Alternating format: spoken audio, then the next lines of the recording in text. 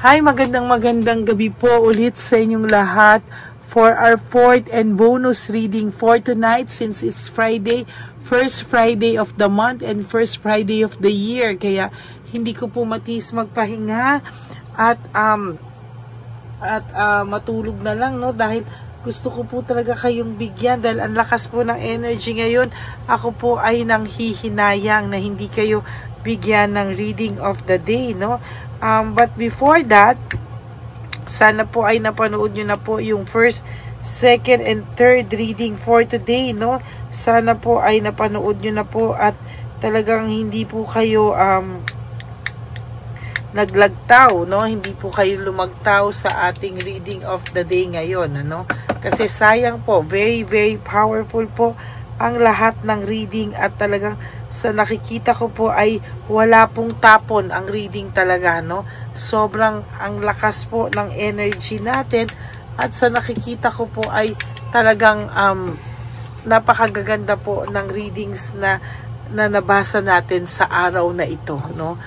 Very, very powerful po at talagang sa nakikita ko po ay napakaganda po ng readings natin, ano. Para po dun sa mga nagsasabi or may isang nag-comment, nabasa ko, sabi sa inyo, nagbabasa ako ng comments, no, na parang isang tao lang daw ang binabasa ko. Hindi po isang tao ang binabasahan ko. Or parang hindi po isang tao lang daw, parang isang tao lang daw binabasa ko. Basahin niyo po yung comments. Marami pong comments dyan na lahat po halos nakaka-relate. Meaning, kung ganun po man yung tingin nyo, hindi po ganun. Kasi napakarami pong nakaka-resonate. Dahil yung energy po ng tao o yung energy po ay talagang kinukuha ko. At yung mga talagang laging listeners or talagang nakikita ko, baka maybe ay nare-resonate ko po yung kanilang feelings, no? Kaya po, nagiging ganun po yung reading, no? At meron naman pong isa, hindi ko maintindihan kung ano yung comment niya na nasa tabi-tabi lang daw siya, kaya medyo ingat po ako, no? Natatakot ako baka mamaya ayun yung mga sugo, no, ng scammer. I hope hindi naman po, no? Hindi ko po magets yung ibig niya sabihin na nasa tabi-tabi lang ako. Nakakatakot minsan, ano, baka ini-stalk tayo or ano, pero I hope hindi po siya yon at sorry po kung hindi po ikaw yon, ano. Medyo ano lang po, no, na natatakot lang po ako para sa aking mga subscribers na kumukuha sila ng mga ideas, no, paano ako lalo magaya, no, pero I hope not. So tuloy lang po tayo, no. Yan, dito po ay good vibes lang, no bashing, at kung hindi po kayo masaya, okay lang po, feel free lang po na manood at feel free rin pong manood kayo sa ibang tao, no? Wala naman po, or ibang tarot card readers ay magiging masaya po ako, no? Everybody happy po, no? So, for your first card na nahulog, no? Ang dami niya raw pong inaksayang panahon. Ang dami niya daw pong mga unrealistic na mga pangarap at talagang nag-block po kayo sa isa't isa, no? Naging irresponsable po siya sa kanyang desisyon. At talagang sa nakikita ko po ay naging greedy po siya sa kanyang sitwasyon. Pagpasensyahan nyo lang po, nandiyan yung pamangkin ko. So sa nakikita ko din po dito, there's progress, no? May confidence level ka kahit papano, no? Ngayon niya po nakikita na parang kahit pa po i-lock nyo yung profile nyo, kahit po ano mangyari, no? There will always be someone, no, na meron po talagang nagpaparating dito ng mga balita tungkol sa iyo. At ngayon po, pag nakikita niya o napabalitaan niya po na wow, ang laki ng inayos nito, ang laki ng ginanda o ginawa po nito, parang ang laki ng inayos niya sa buhay niya, parang doon niya po nare-realize na bakit daw pagpasok talaga ng taon na to, bakit ba lagi kanyang naiisip, bakit ba lagi kanyang hinahanap-hanap, bakit ba para siyang nakakaramdam ng spark ulit sa'yo na inakala niya na po na wala na sa'yo, no? Bakit daw po parang ang pakiramdam niya ay hinahanap-hanap ka niya kahit po ayaw niya, no? Kahit po na feeling niya na ayaw ko na siyang hanapin, bahala na siya sa buhay niya, pero kahit po i-deny niya yan sa sarili niya, hinahanap-hanap ka po niya ngayon, ano? Ina-anticipate niya po na sana one day magkita kayo, curious po siya, no? Parang ngayon po nararamdaman niya na parang may care siya ulit sa'yo, na dati ay wala na po siyang pakialam sa'yo. Bakit daw bigla-bigla of all of a sudden, bakit daw biglang nakakaramdam siya na parang, para po siyang nakakaramdam ng pagmamahal sa'yo, na dati pa niyang itinaboy sa sarili niya, no? Bakit daw sa ngayon, hinahanap-hanap niya yung samahan nyo, at kahit po sino yung kasama niya, ikaw yung hinahanap-hanap niya, no? Takang-taka po siya talaga sa sarili niya, anong nangyari, no? Nagtataka po siya, bakit kanya hinahanap-hanap, talagang kahit saan po siya pumunta, hinahanap-hanap nga ngayon, takang-taka siya. Sulat po natin, ha? Takang-taka siya.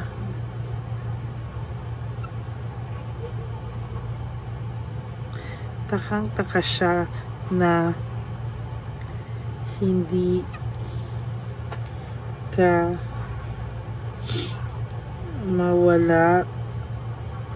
mawala sa isipan niya.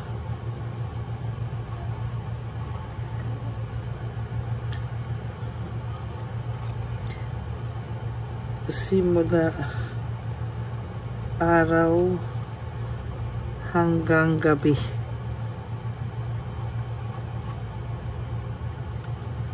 At para siyang balisa, kakaisip sa'yo. For some of you, nagtataka to, sabi niya, anong nangyari? Baka pinapakulam na ako nitong taong ito, pero hindi po, no? Natural po, no? Takang-taka siya na hindi ka mawala sa isipan niya sa simula araw hanggang gabi, at para siyang balisa, kakaisip sa'yo. Well, in fact, hindi naman po niya naramdaman to nung unang beses po na naghiwalay kayo, no? Ang pakiramdam niya po is okay na siya, no? Hindi ka na niya hinahanap-hanap, pero bakit ngayon ayan na naman siya? Hinahanap-hanap ka na naman ng taong ito, oh. Bakit daw? Ano daw ang meron sa'yo at talagang hindi ka niya makalimutan? Alam niya po na yung pinalit niya sa'yo is bad choice, no? Talagang, at ang pinalit niya sa'yo ay hindi rin loyal, no? Ang dami ring strategies, tactics na lumulusot din sa kanya, at talagang sa nakikita ko dito, parang na-hurt siya na talagang itong taong to ay sinungaling din, no? Niloloko siya, sinungaling din. Kabaliktaran mo po ang taong ito, no? Kabaliktaran mo po talaga ang taong ito, no? Talagang hindi niya po maikakatuwa, no? Hindi niya maididinay na ang taong ito ay kabaliktaran ng pagkataong meron ka. Yan, no? Sinayang ka po niya, no? At ang nakuha niya ay total opposite mo, no? Opposite mo po talaga ang napalitan niya, no? Ang naipalit niya po sa'yo, actually. Sa nakikita ko din po dito, matigas ang ulo ng person na naipalit niya sa'yo. Kaya po, hindi po katulad mo na talagang isang sabi niya lang, parang takot ka sa person na to, kahit paminsan galit ka or maldita ang tingin nito sa'yo, pero hindi ka po kasing worse nang naipalit niya po sa'yo, no? So, kahit saan po siya makapunta ngayon or saan siya pumunta ngayon, lahat po ay nire-remind siya ng lahat ng mga places o mga bagay na ginagawa niya sa'yo, no? Disconnected po kayo sa isa't isa, pero talaga pong disconnected kay nakakaramdam po siya ng matinding boredom, no? Talagang demotivated po siya, disconnected po itong tao sa iyo, pero ang puso at ang isipan niya po ay konektado po sa iyo, no? Konektado po sa iyo, no? Ang nangyari po dito, parang napilitan na lang siyang go with the flow na lang siya, napilitan na lang po siyang gawin ang mga hindi niya gustong gawin, ano? Pero ikaw po ay may pagbabago sa buhay mo, mawawala na po, o there's end of phase, no? talagang sa nakikita ko po dito ay pagtatapos ng sakit ng ulo mo, sakit ng pakiramdam mo, pero siya po ay magsisimula pa lang talaga. Ang taong ito po ngayon ay moody, no? Talagang moody po siya ngayon, at sa totoo lang po ay moody siya. Nileneglect niya po ngayon yung kanyang person, or kung wala man tong person, yung sarili niya talaga, no? Dahil isip po to ng isip sa iyo, at ngayon po siya nakakaramdam na para po siyang may insecurity o selos, no? Natatakot po ito ngayon, baka daw ikaw ay meron ng iba, no? Baka daw sa ginawa niya sa iyo ay may nahanap ka ng bagong pag-ibig, no? Takot na takot po siya na ngayong naging free ka ay makahanap ka ng trustworthy na tao na ipaglalaban ka, no?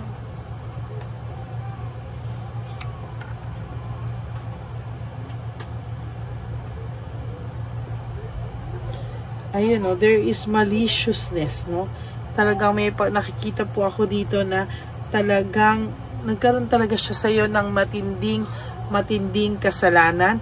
Nagkaroon siya sa iyo ng matinding dagok, no, sa buhay, na talagang para siyang nawala sa sarili niya, na parang ang tingin niya po sa sarili niya ay talagang hindi niya inakala na magiging ganon siya, no?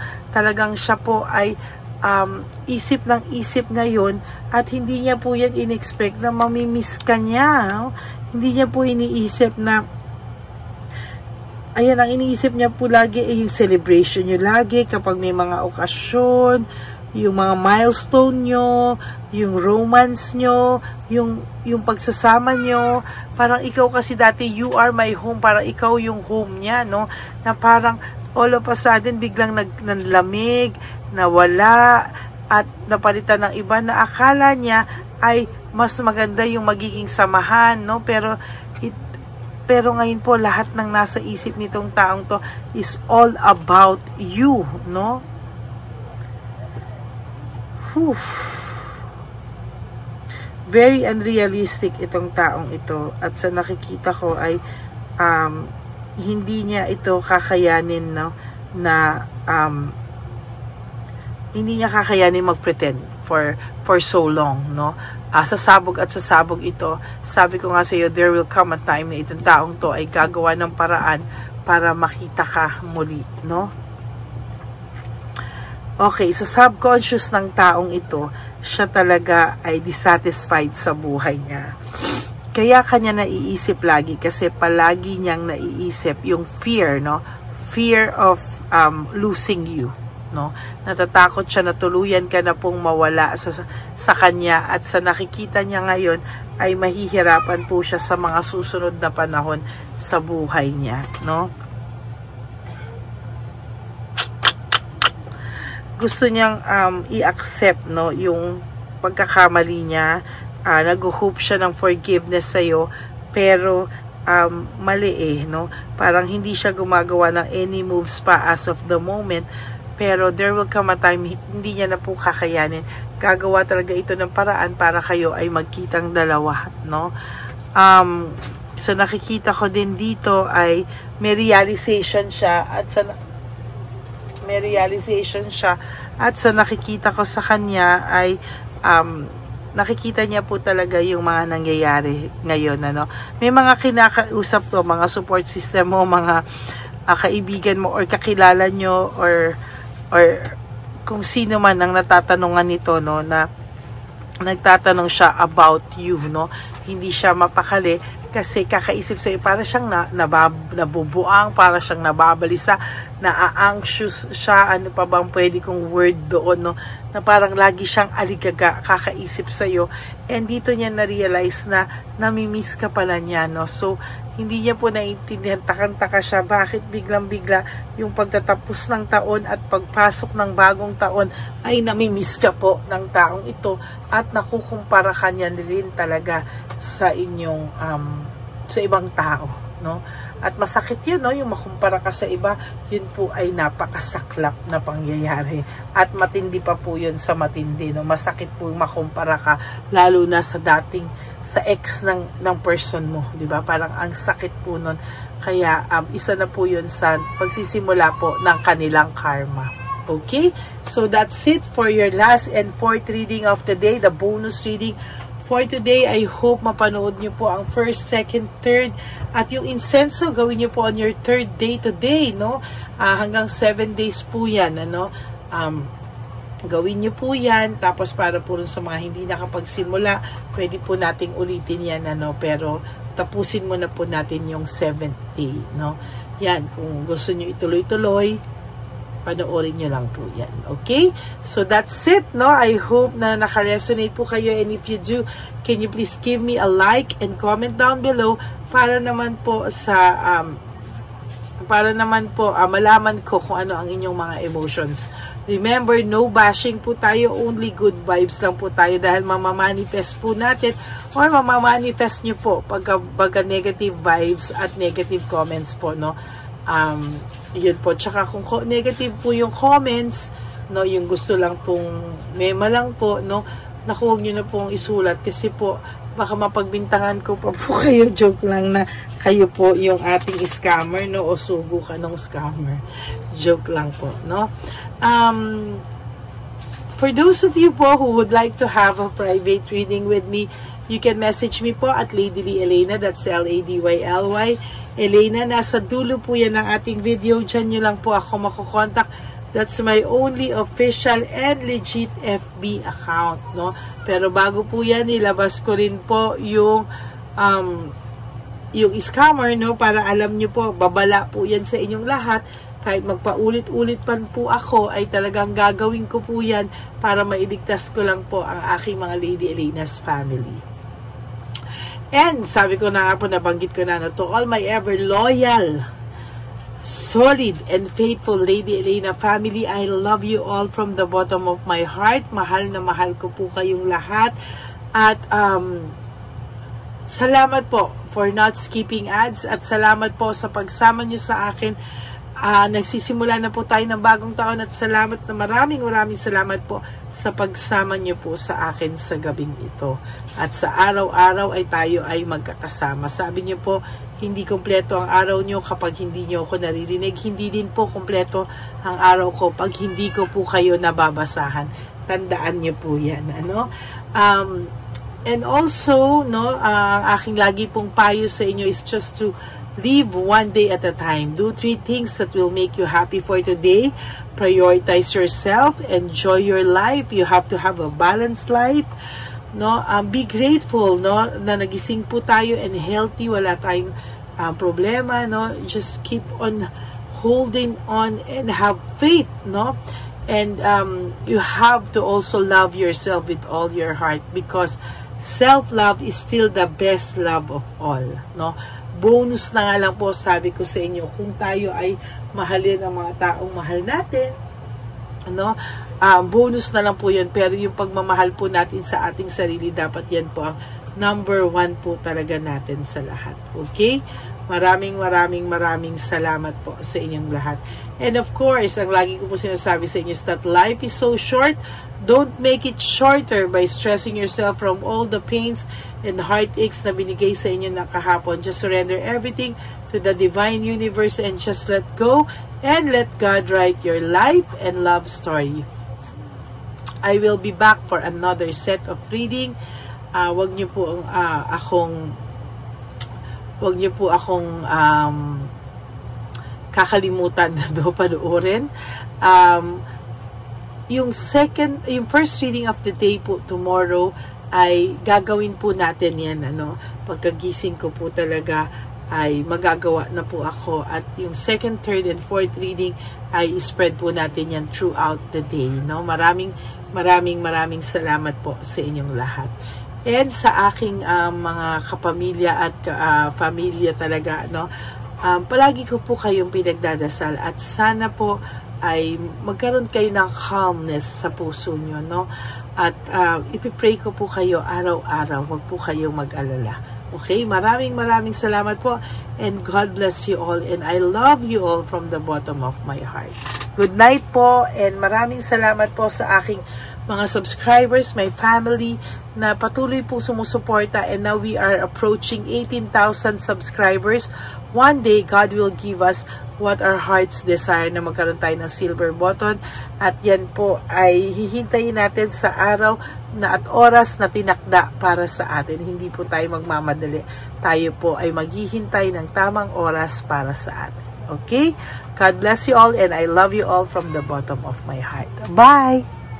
Magandang gabi po ulit sa inyong lahat. Ako po ay muling nagpapaalala sa inyo na mayroon pong lumalabas sa FB at Messenger account na fake account po, no, nang hihingi po ng $25 through PayPal, at hindi po yan totoo. Huwag po kayong maniwala dyan. At pag sinabi mo po na gusto ko pong marinig ang boses nyo or makita kayo, ang sasabihin po ay magbibigay kami ng link, buksan mo yan, at pagkatapos ay makikita mo ako. Huwag po kayong maniniwala dahil yan po ay hindi totoo. Yan po ay isang malaking scam na pag binuksan nyo po ay mahahack po lahat-lahat sa inyo. Mahahack po ang inyong mga personal details. Lahat ay mahahack. Ako po ay nalulungkot na ito po ay nangyari, ngunit sa talagang may mga tao pong masasama at may mga tao po talagang hindi makatiis na hindi gumawa ng masama sa ibang tao. Pero maging aware po sana kayo. Tulungan niyo po ako. I-report po natin yung fake na yan at sa FB para siya po ay mawala na at wala na po siyang mabiktima pa, no? Nandyan po lahat ng details, at maraming salamat po sa inyong lahat. Maraming salamat po sa inyong lahat, at mag-iingat po kayo.